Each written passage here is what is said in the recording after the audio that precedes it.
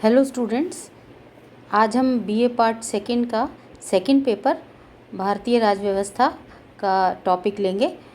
वो है rise of nationalism in India, Bharat में राष्ट्रवाद का उदय। भारतीय राष्ट्रीय आंदोलन के उदय का जो उल्लेख है वो भारतीय राष्ट्रीय कांग्रेस की स्थापना के साथ किए जाने का एक विशेष कारण है, क्योंकि कांग्रेस का इतिहास और उसके लेखक पट्टाभी सीतारमैया और कुछ अन्य लेखकों के विचार जो ऐतिहासिक दृष्टि से हैं कि कांग्रेस का इतिहास ही भारत की स्वतंत्रता के संघर्ष का इतिहास है, क्योंकि कांग्रेस की स्थापना के पूर्व और उस पश्चात दूसरी कई सारी शक्तियों के द्वारा भी इस उद्देश्य से कार्य किया गया था, लेकिन कांग्रेस ने भारतीय स्वतंत्रता के संघर्ष में सदैव ही केंद्र का कार्य किया। यह वह धुरी थी जिसके चारों ओर स्वतंत्रता की महान गाथा की विविध घटनाएं घटित हुई। अब ब्रिटिश हुकूमत या ब्रिटिशर्स भारत में व्यापार की दृष्टि से आए थे। एक उनका दृष्टिकोण था और वो दृष्टिकोण धीरे धीरे वृहद होता चला गया, और उस व्यापारिक दृष्टिकोण को या उस व्यापार को उन्होंने राजनीतिक व्यवस्था से जोड़कर और पूरी राजनीतिक व्यवस्था पर अपना आधिपत्य स्थापित कर लिया। लगभग 200-300 वर्षों तक शासन करने के साथ साथ जो भारतीय जो व्यवस्था थी, उस व्यवस्था में ब्रिटिश सत्ता या ब्रिटिश हुकूमत की स्थापना हुई, और धीरे धीरे यह एक संघर्ष का रूप लेती चली गई, क्योंकि संघर्ष के बगैर कुछ भी संभव नहीं है। इसलिए जो पहला संघर्ष है, भारत में राष्ट्रवाद का उदय, मतलब भारत में राष्ट्रीय आंदोलन का प्रारंभ कब हुआ या भारत में जागरूकता कब आई, ऐसे कौन से कारण थे, ऐसे कौन से फैक्टर थे जिसके कारण से भारत में राजनीतिक जागरूकता आई कि ब्रिटिश हुकूमत, ब्रिटिश सत्ता हमारी भारतीय व्यवस्था को, हमारी संपूर्ण व्यवस्था पर जिसने आधिपत्य किया और हम उसके अधीन हो गए, उससे कैसे हम स्वतंत्र होंगे। तो सबसे पहला जो संग्राम था, सबसे पहला जो संघर्ष था वो 1857 का संघर्ष था, और ये एक सैनिक विद्रोह हुआ, और भारत में ये बहुत तेज़ी से फैला, और इसने एक भारतीय स्वतंत्रता के युद्ध का एक रूप धारण किया। और यह एक प्रकार का सैनिक संघर्ष ही था, एक सैनिक विद्रोह था। यह बहुत ज़्यादा सफल नहीं हो पाया, लेकिन ब्रिटिश शासन के समक्ष इसने एक असंतोष की जो एक लहर थी उसकी स्थापना की। फिर राजनीतिक एकता की स्थापना का उद्देश्य भी और उसका लक्ष्य भी बहुत ज़रूरी था। तो ब्रिटिश शासन के पूर्व भारत में राजनीतिक एकता का अभाव सा था। अशोक और अकबर जैसे महान शासकों का भी और यातायात के साधनों का अभाव अपनी विकेंद्रीकृत शासन व्यवस्था के कारण भारत में राजनीतिक एकता स्थापित करने में पूरी तरह सफलता नहीं मिली। अब ब्रिटिश शासन का जो उद्देश्य था वो भारत में राजनीतिक एकता स्थापित करना नहीं था, बल्कि पूरे देश में एक ऐसी प्रकार की शासन प्रणाली या शासन व्यवस्था स्थापित करनी थी जिसके कारण से पूरी राजनीतिक व्यवस्था उनके क्षेत्राधिकार में आ जाए। ठीक है। और पंडित नेहरू ने कहा था, ब्रिटिश शासन द्वारा स्थापित भारत की राजनीतिक एकता सामान्य अधीनता की एकता थी, लेकिन उसने सामान्य राष्ट्रीयता की एकता को जन्म दिया। अब और भी कई सारे कारण थे जिसके कारक थे जिसके कारण भारतीय राष्ट्रवाद का उदय हुआ, जिसमें धार्मिक और सामाजिक जागरूकता, धार्मिक और सामाजिक पुनर्जागरण की जो प्रक्रिया थी वो भी शामिल थी। डॉक्टर जकारिया की पुस्तक थी रेनेसेंस इंडिया, जिसमें लिखा गया था कि भारत की पुनर्जागृति मुख्यतः आध्यात्मिक थी, क्योंकि भारत आध्यात्म वाला देश है। और वो इसका भारत की संस्कृति, राजनीतिक संस्कृति और भारत की सामाजिक व्यवस्था, सभी प्रकार की जो व्यवस्थाएं हैं उसका आधार आध्यात्मिक है। इसलिए कई सारे सामाजिक और आर्थिक धार्मिक आंदोलनों ने आंदोलनों की का जो प्रारंभ है उसने इस पुनर्जागरण की प्रक्रिया में बहुत योगदान दिया। कई सुधार आंदोलनों की स्थापना हुई जिनमें ब्रह्म समाज, Arya Samaj, Ramakrishna mission, theosophical society, ऐसे कुछ समाज सुधार प्रक्रियाएं, धर्म सुधार की प्रक्रियाएं शामिल थीं, जिनमें कई समाज सुधारकों ने अपनी भूमिका निभाई, जिनमें राजा राम मोहन रॉय, देवेंद्रनाथ सेन, केसी सेन, पीसी सरकार, ईश्वरचंद विद्यासागर, दयानंद सरस्वती, एनी बेसेंट, रामकृष्ण परमहंस, स्वामी विवेकानंद जैसे कई भारतीयों ने अपना योगदान इसमें दिया। राजा राम मोहन रॉय को पुनर्जागरण का प्रतीक कहा जाता है। फर्स्ट ईयर में आपने राजा राम मोहन रॉय को पढ़ा है कि किस प्रकार से उन्होंने सामाजिक व्यवस्था में जो रूढ़ियाँ थीं, जो अंधविश्वास थे, उनमें सुधार लाने का एक सार्थक प्रयास किया। अब भारत में धर्म और समाज सुधार कार्य को प्रोत्साहित करने के लिए उन्होंने अगस्त 1828 में ब्रह्म समाज की स्थापना की। धार्मिक और सामाजिक पुनर्जागरण में स्वामी दयानंद सरस्वती का योगदान भी बहुत महत्वपूर्ण है, जिनका एक बहुत ही महत्वपूर्ण संदेश था कि वेदों की ओर लौटो, बैक टू वेदास। वो एक ही साथ संत, समाज सुधारक और देशभक्त भी थे। 1875 में बम्बई में उनके द्वारा स्थापित आर्य समाज एक साथ ही धार्मिक और राष्ट्रीय नवजागरण का आंदोलन था और इसने भारत और हिंदू जाति को एक नवजीवन प्रदान किया। अब इधर धार्मिक और सामाजिक पुनर्जागरण में थियोसॉफिकल सोसाइटी और श्रीमती एनी बेसेंट का भी उल्लेखनीय योगदान रहा। थियोसॉफिकल सोसाइटी की स्थापना न्यूयॉर्क में एक रूसी महिला मैडम ब्लेवत्स्की और अमेरिकी कर्नल ओलकॉट के द्वारा 1875 में किया गया। फिर 1879 में ये दोनों भारत आए और मद्रास प्रांत के एंगार नामक स्थान को इन्होंने अपना मुख्यालय बनाया। विदेशी व्यक्तियों की इस संस्था द्वारा हिंदू धर्म का प्रचार प्रसार किए जाने के आधार को के आधार पर धार्मिक पुनरुत्थान प्रारंभ हुआ और जिसमें स्वामी रामकृष्ण और स्वामी विवेकानंद ने रामकृष्ण मिशन ने भी इस दिशा में महत्वपूर्ण कार्य किया। अब इन दिनों जब हम इस पराधीनता और एक राष्ट्रवाद के इस उत्थान में थे, तो उसी समय कुछ ऐसे राष्ट्रीय आंदोलन को गति प्रदान करने वाला साहित्य, धर्म और संस्कृत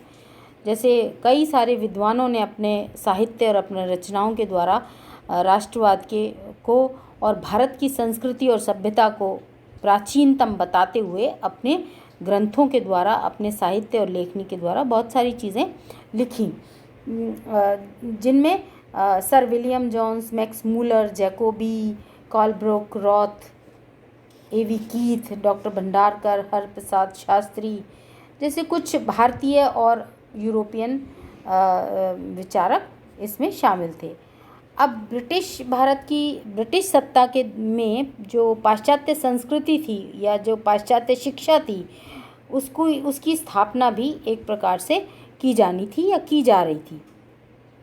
और पाश्चात्य शिक्षा का उद्देश्य यही था कि इसकी स्थापना हो और भारतीय जो संस्कृति है और भारतीय जो सभ्यता है वो पूर्ण रूप से लोप हो जाए या वो उसको ख़त्म कर दिया जाए। तो इसलिए वो व्यक्ति भारतीय है, वर्ण से वो रंग से भारतीय है, लेकिन बुद्धि और विवेक से वो पूरी तरह से अंग्रेज़ बन जाए, ऐसा विचार पाश्चात्य संस्कृति के द्वारा ब्रिटिश हुकूमत ने यहाँ स्थापित करने का प्रयास किया। और पाश्चात्य शिक्षा के कई विचारक जो थे जिनमें मिल्टन, बर्क, मिल, मैकाले, हर्बर्ट स्पेंसर आदि विचारकों की जो विचार चिंतन है वो इसमें शामिल है। और इन विचारकों में इन विद्वानों ने स्वतंत्रता, राष्ट्रीयता, स्वराज जैसे विषयों पर लिखा और संकीर्ण दृष्टिकोण से एक वृहद दृष्टिकोण की स्थापना भारतीय राष्ट्रवाद में हुई। और धीरे धीरे ब्रिटिश हुकूमत के प्रति, ब्रिटिश सत्ता के प्रति एक असंतोष की लहर भारतीयों में स्थापित होना शुरू हो गई। फिर 19वीं शताब्दी में हम देखते हैं कि जो शिक्षा का, जो उच्च शिक्षा की जो प्राप्ति थी वो विदेश में ही होती थी और विदेश में जाकर ही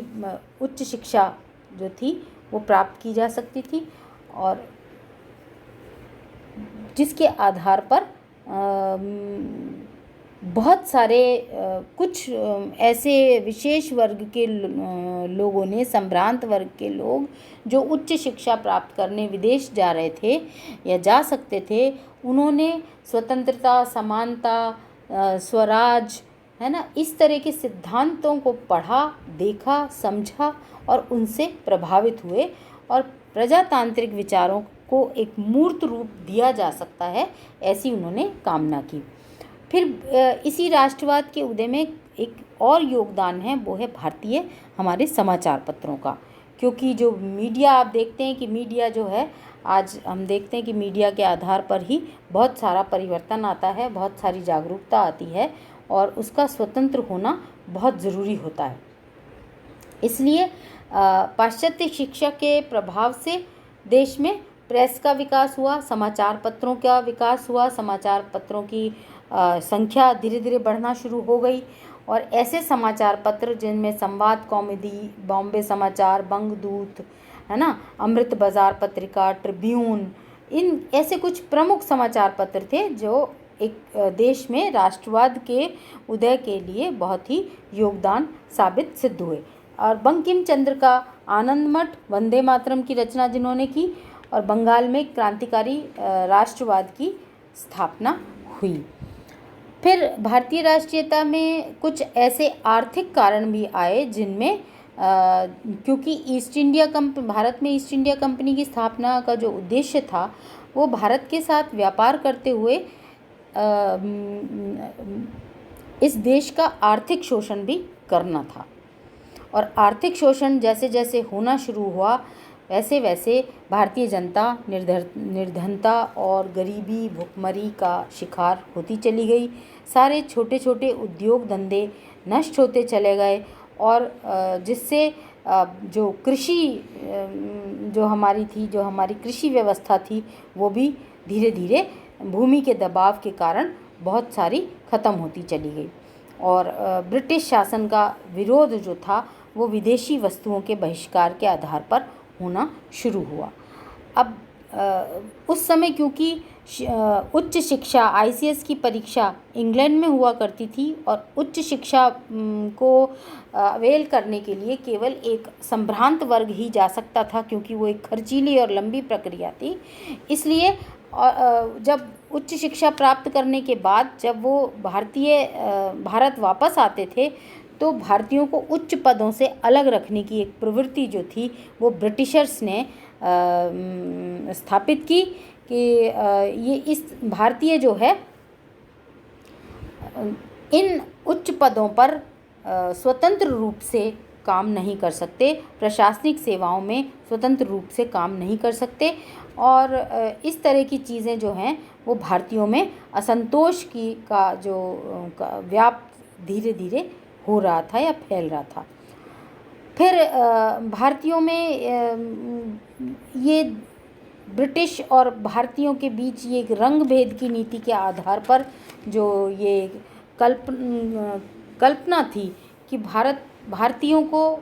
बिल्कुल अलग रखा जाएगा, उनको किसी भी प्रकार की प्रशासनिक सेवाओं में, राजनीतिक व्यवस्था में, ब्रिटिश भारत की सत्ता में किसी भी प्रकार से उनको स्वतंत्र उनका पदभार नहीं दिया जाएगा। तो ये अलग उच्च पदों से अलग रखने की जो ये रणनीति थी, ये भी एक रणनीति बहुत सही नहीं थी।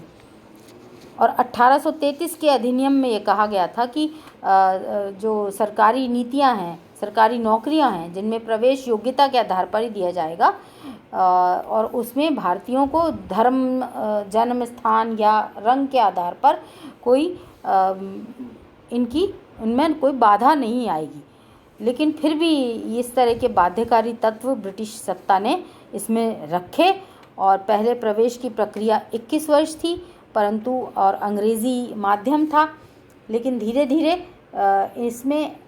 क्योंकि ये एक प्रतियोगी परीक्षा थी और इसमें प्रवेश करना बहुत ही मुश्किल था, और 1877 में इसमें इसकी जो प्रवेश की आयु थी वो 21 वर्ष से घटाकर 19 वर्ष कर दी, और भारतीयों के लिए इसमें शामिल होना बहुत मुश्किल जैसा हो गया। फिर रंग भेद की नीति जो थी, जाति विभेद की जो नीति थी, वो 1857 के विद्रोह के पूर्व भारत में जो स्थित अंग्रेज़ थे और वो भारतीय जो थे उनके साथ संबंध ठीक ठाक ही थे, अच्छे थे, परंतु विद्रोह के बाद दोनों के बीच जो संबंध थे वो पारस्परिक कटुता और घृणा जैसे प्रवृत्ति ने ले लिया। इधर यातायात और संचार के साधनों का विकास हुआ, विदेशी आंदोलनों का प्रभाव पड़ना शुरू हो गया, लॉर्ड लिटन की दमनकारी नीति आ गई और इल्बर्ट बिल जो था उसका विरोध संबंधी विवाद जो प्रारंभ हुआ। तो ऐसे करके धीरे धीरे करके जो भारतीय राष्ट्रीय आंदोलन था वो धीरे धीरे अपनी चरम सीमा को पहुंचता चला गया, और 1885 में भारतीय राष्ट्रीय कांग्रेस की स्थापना ने एक बहुत बड़ा परिवर्तन लाया, जहां से हम ये कह सकते हैं कि भारत का राष्ट्रवाद फिर धीरे चल करके एक ऐसे मोड़ पर आया जहां से उदारवादी प्रवृत्ति आई, जहां से उग्रवादी प्रवृत्ति आई। उसको हम नेक्स्ट क्लास में देखेंगे। Thank you.